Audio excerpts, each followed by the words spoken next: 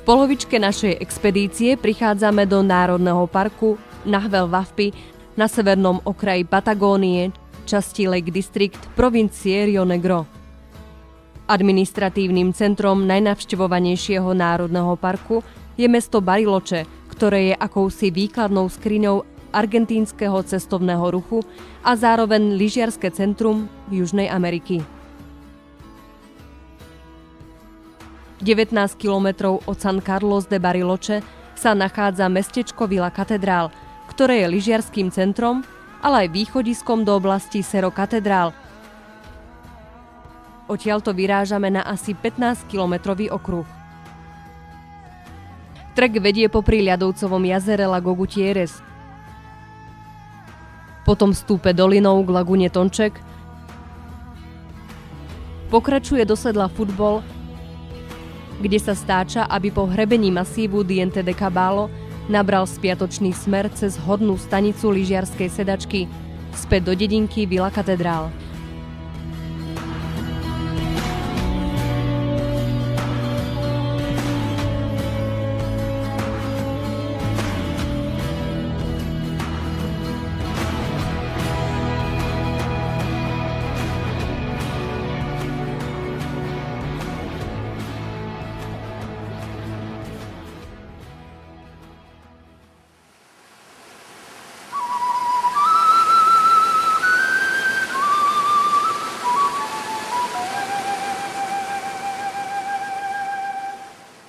Asi po 2 hodinách chôdze prichádzame k útulni Refugio Piedritas, postavená pod skalným previsom.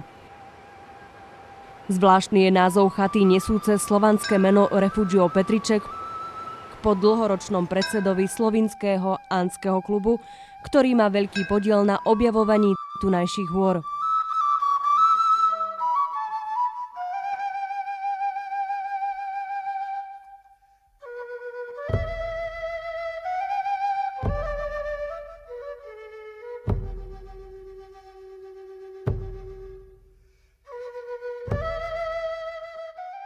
Po 3 hodinách prichádzame ku kamennej chate Refugio Frei ako ideálne miesto pre odpočinok a posilnenie na ďalší výstup.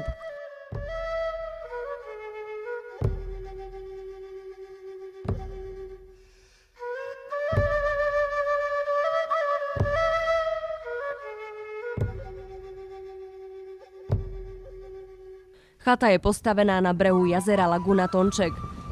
Meno má taktiež po slovinskom Andistovi. Kráčame popri jazere Laguna Tonček, aby sme na jeho konci začali prudko stúpať do sedla Concha de Futbol, čo v preklade znamená futbalové ihrisko.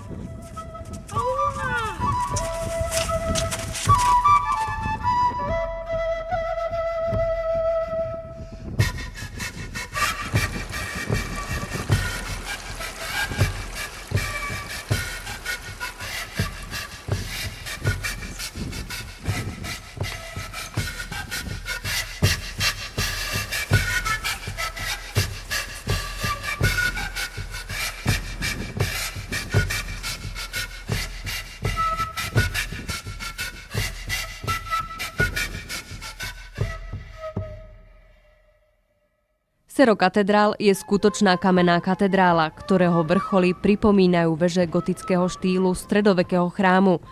Viditeľná je z ďalekého okolia. Svojou výškou 2405 metrov je najvyšším nevulkanickým vrcholom severnej Patagónie. Po ňom sa nazýva nielen nedaleké významné lyžiarske stredisko, ale aj celá lezecká oblasť, veľmi obľúbená u skalolezcov z celého sveta. Farby hôr, neba a jazera pripomínajú kalendárový gíč. Pod nami jazero Nahuel Huapi. Cítime sa tu neskutočne voľní a slobodní. Rozliezame sa po okolitých vežičkách a šantíme ako deti.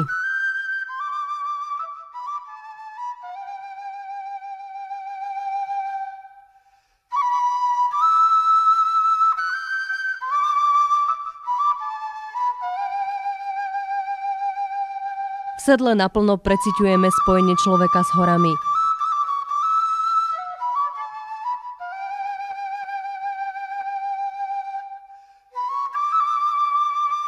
Za sedlom Concha de Futbol sa chodník stáča smerom na sever. To sa už po vrstevnici v strmom svahu masívu Diente de Cabalo vraciame späť k nášmu východziemu bodu Vila Katedrál. Od hornej stanice lyžiarskeho vleku volíme kratšiu cestu a využívame zbytky snehu na rýchly zostup do Vila Katedrál. Bariloche má 130 000 obyvateľov a navštevuje ho približne 1 000 000 turistov za rok. Mesto pripomína švajčiarske mestečko, drevené domčeky, honosné chaty, na hlavnej ulici sú dokonca luxusné obchody ako Gucci a podobne. Bariloche volajú Malé Švajčiarsko a myslím, že oprávnene. Na prvý pohľad je zjavné, že Bariloche je veľmi bohaté a prosperujúce mesto, kde nie sú chudobné a marginálne štvrte. V našom prvom oficiálnom kempe v Patagónii sme si znovu pošteklili chuťové poháriky. Ten je môj. Základom nášho jedálnička bola hovedzina, mäso nesmierne chutné a šťavnaté.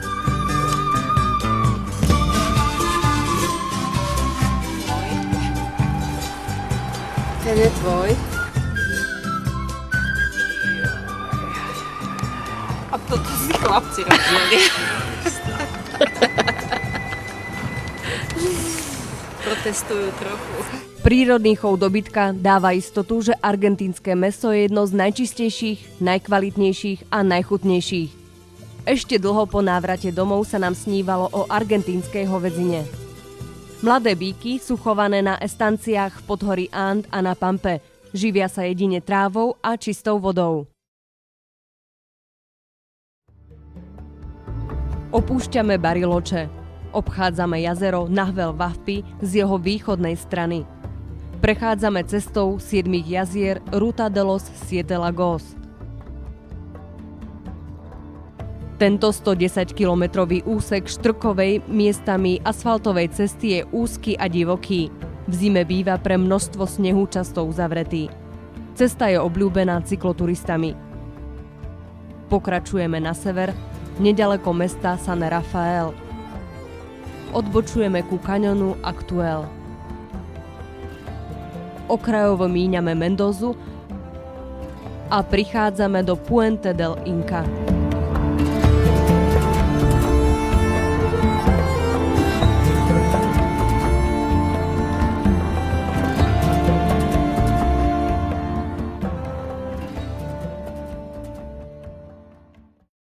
Cesta 7 jazier Ruta de los 7 Lagos. Prvé jazero, ktoré míňame po ceste z Vila Angostura, je jazero Correntoso. Potom popri rieke Pichi Traful sa dostaneme k jazeru Traful, kde sa lovia lososy a kde sme aj strávili pokojnú noc.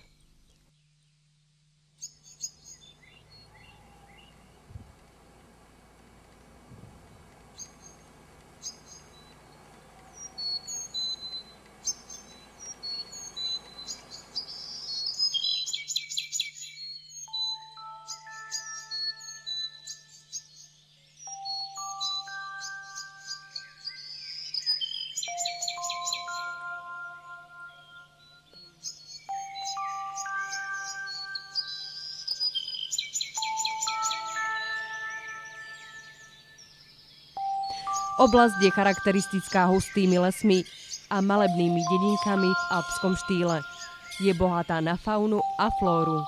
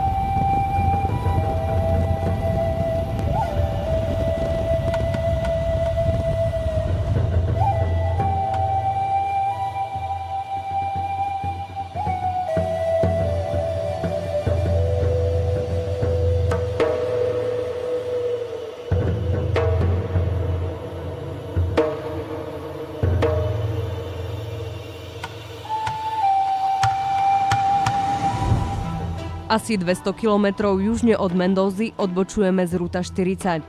Robíme zachádzku popri rieke Rio del Actuel.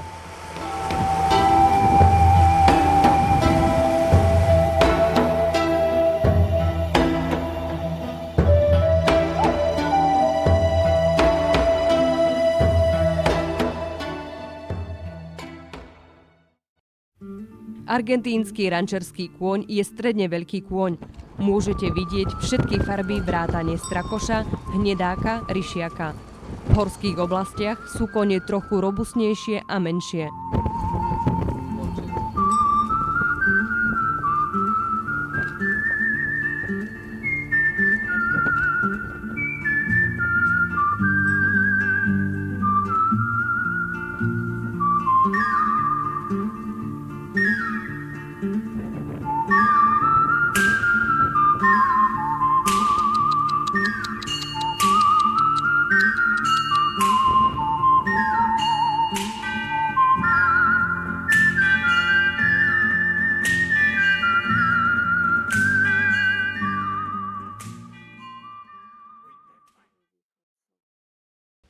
Vchádzame do 67 kilometrov dlhého kaňonu Valle Grande, ktorý je tvorený jej korytom.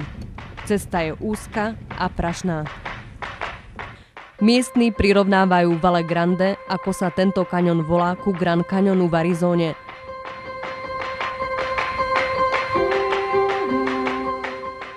Nachádzajú sa tu azda všetky prvky periodickej tabuľky. Výsledkom sú skaly všetkých farieb od bielej, žltej, zelenej, červenej, hnedej a tak ďalej.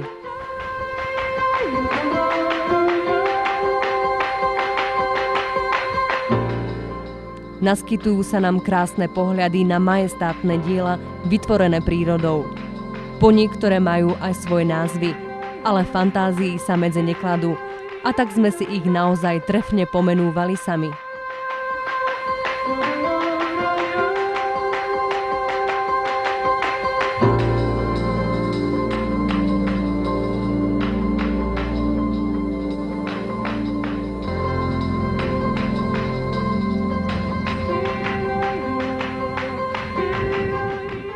Rieka na tomto úseku prekonáva 550 metrov výškový rozdiel, čo využívajú vodné elektrárne.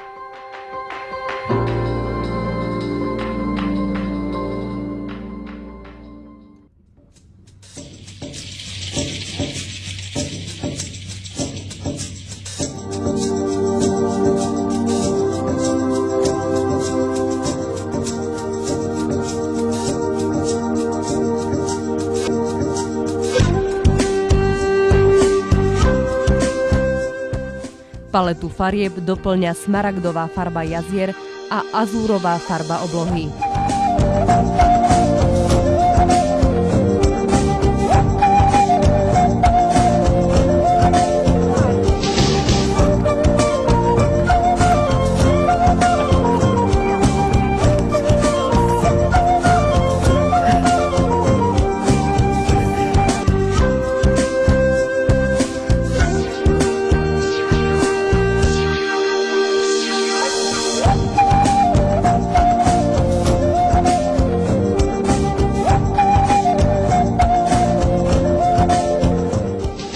Školáci majú lezecký výcvik.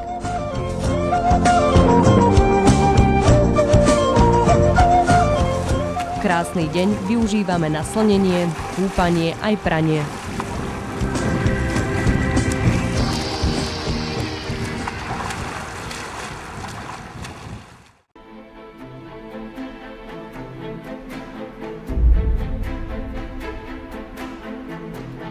Aconcagua. Jedným z vrcholov našej cesty je Aconcagua Provincial.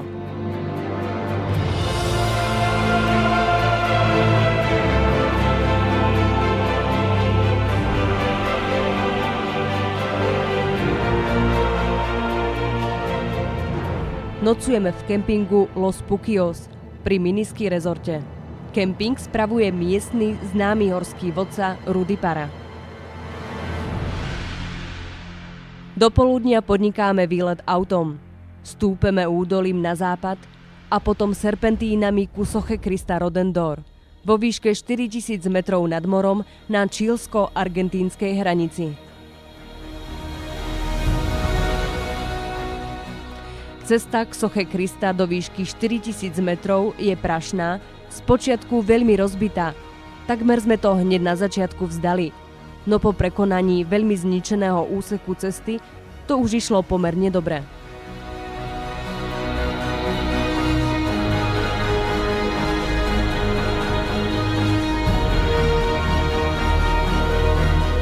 V druhej polovici dňa absolvujeme pešiu túru z Puente del Inca údolím okolo lagúna Horcones až ku kempu Confluencia vo výške 3400 metrov. Sú 3 hlavné výstupové cesty na Cerro Aconcagua. Najpopulárnejšia je práve cesta od Los Horcones, takzvaná Ruta Noroeste, severozápadná cesta cez základný kemp Plaza de Mulás. Cesta má okolo 40 kilometrov.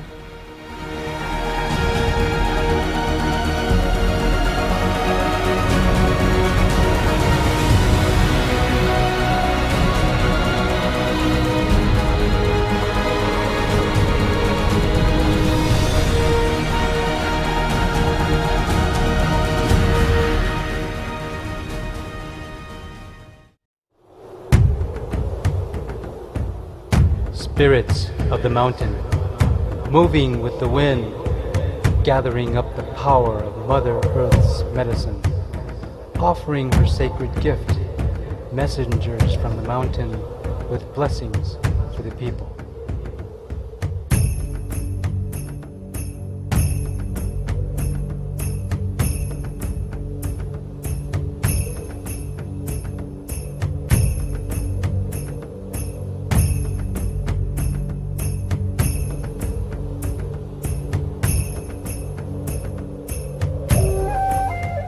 Cestu autom k soche Krista musíme ukončiť asi 200 metrov od sedla pre lavínu, ktorá križuje cestu a nedovoľuje nám pokračovať ďalej.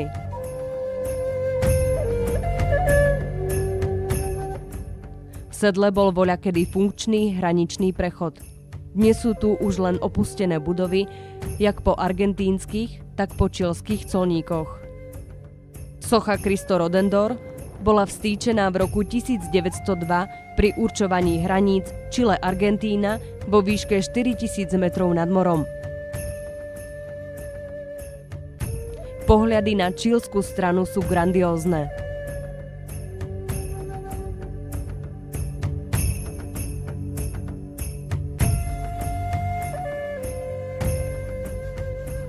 Zo sedla šliapeme ešte asi 100 výškových metrov na nedaleký štít. Odtiaľ sa kocháme prenádhernými výhľadmi, jednak na masív Aconcagui, ale aj na západ na čílsku stranu And.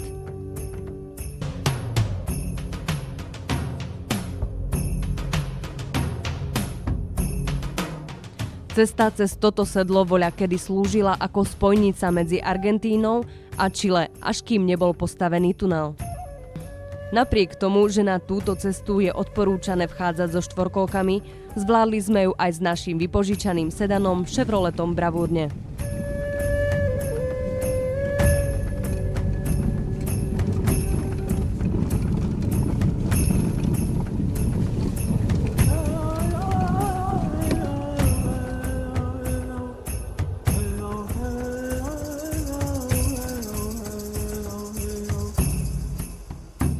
V druhej časti dňa vyrážame do údolia Los Horcones.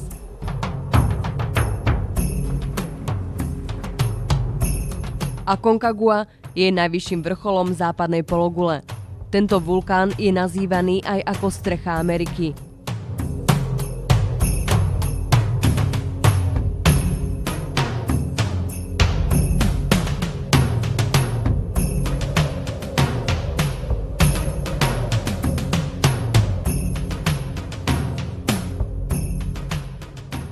Katka spoznáva obraz údolia v pozadí za Aconcaguou, ktorý visel v jej izbe v období študentských čias. A zrazu ju premohlo neuveriteľné vzrušenie a do srdca sa jej vkradol pocit totálneho šťastia.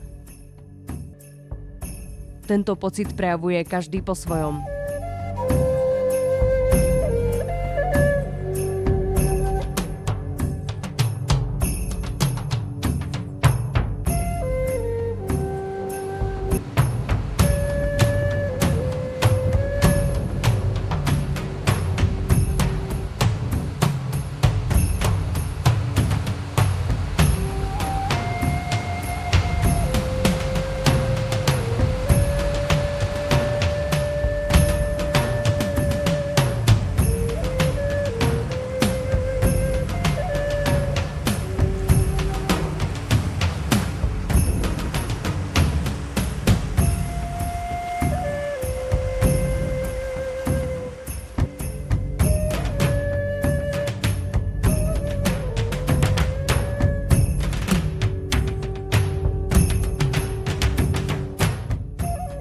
Tábor Confluencia vo výške 3400 metrov nad morom.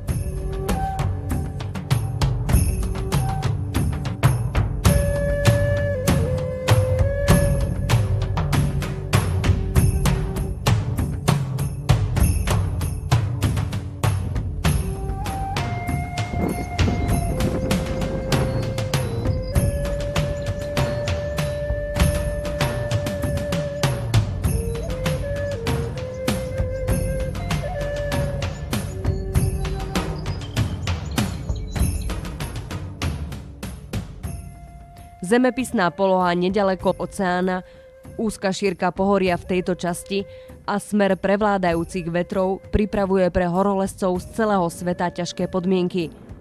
Klimaticky zrovnateľné s nižšími himalajskými 8000-kami.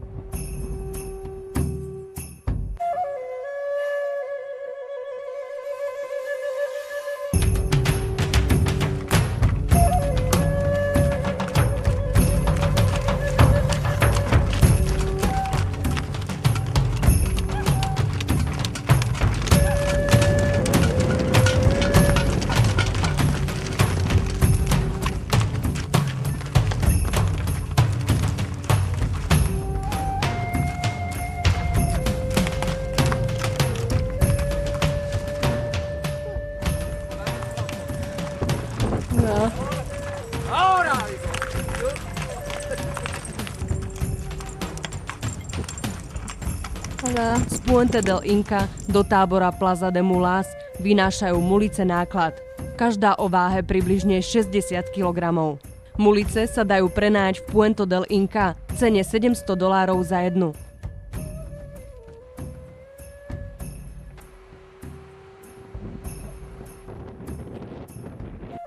Popoludní sa nad Aconcaguou nahromadila oblačnosť a už sme viac vrchol nevideli. Základnými horninami masívu sú zelené a červené pieskovce, sádra a vápenec.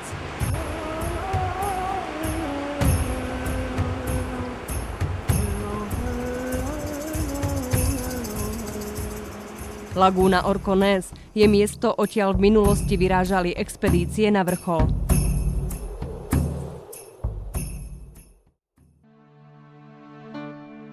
Puente del Inca, prírodný most cez rieku Rio de las Cuevas.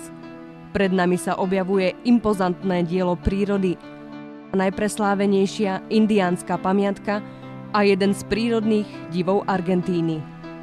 Nad celým objektom vyvierajú horúce sírnaté pramene a farebná nádhera vznikala s usadením teplej sírnatej vody. Nachádzajú sa tu ruiny nikdejších kúpeľov, ktoré boli zničené povodňou. Z dôvodu nestability a rizika zbortenia je tento prírodný most uzavretý a nie je možné po ňom prejsť.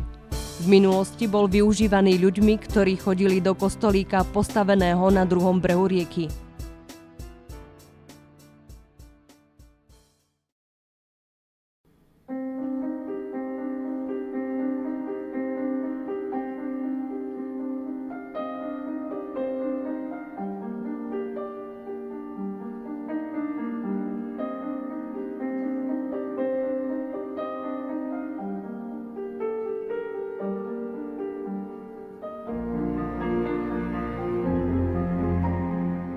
Z Puente del Inca sa vraciame späť hlbokým údolím, ktoré takmer pretína Andy.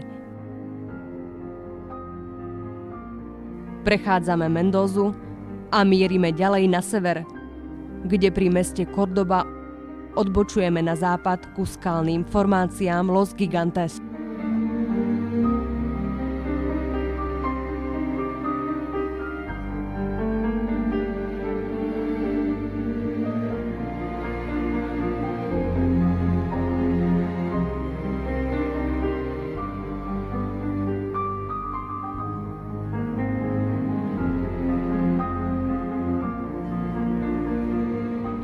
Cesta z Puente del Inca do Mendózy je dlhá 170 km a poskytuje úžasné výhľady.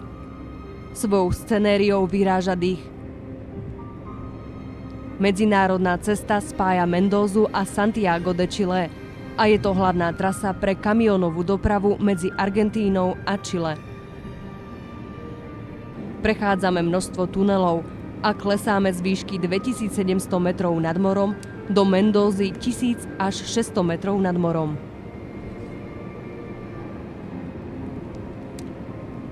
Po vydarenom dni opúšťame oblasť Aconcagui.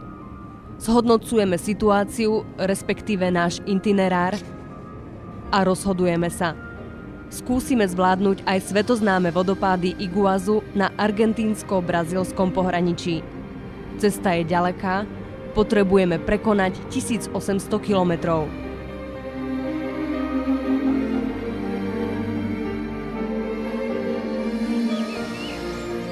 Na dlhej ceste z Mendózy k vodopádom Iguazu si robíme prestávku v podobe zachádzky ku skalným útvarom Los Gigantes.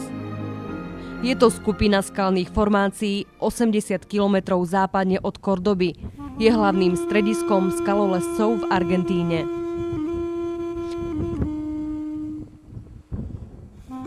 Skaly tvoria bludisko, kde je ťažké sa orientovať. Chodníky nie sú zreteľné a človek sa tu veľmi rýchlo stratí.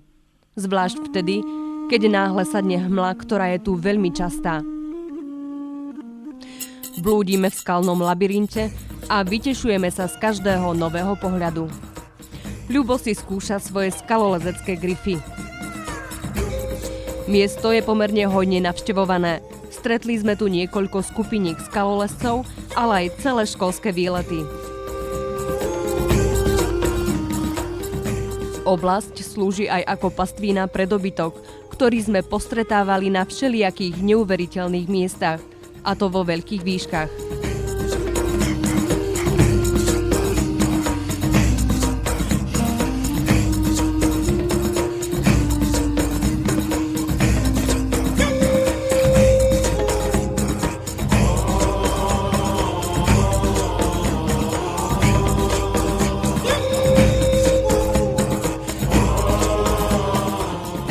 Keďže Los Gigantes sú vzdialené len 30 km od Národného parku Quebrada del Condorito, ktorý je domovom andských kondorov, nie je nič nezvyčajné zahliadnúť tu aj kondora.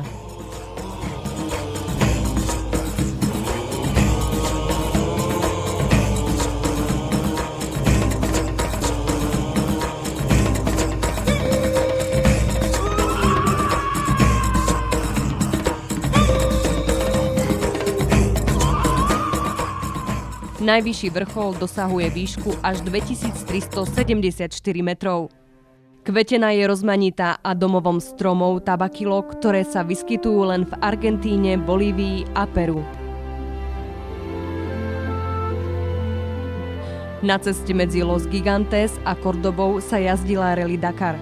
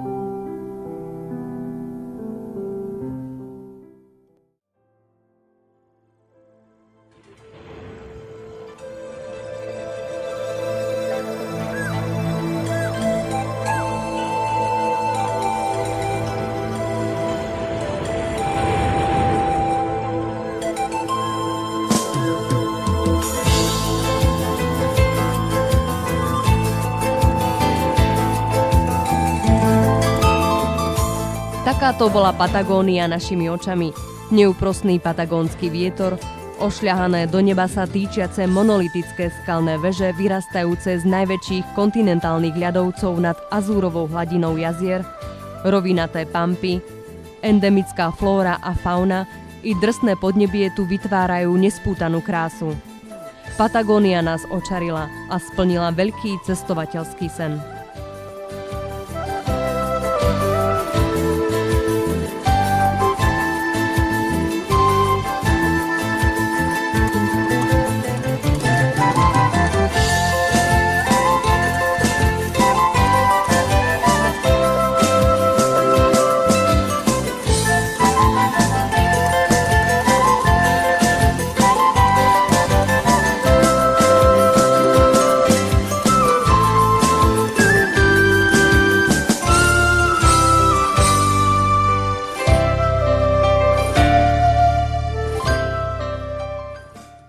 Výprava sa uskutočnila na prelome novembra-decembra 2010 a trvala 4 týždne.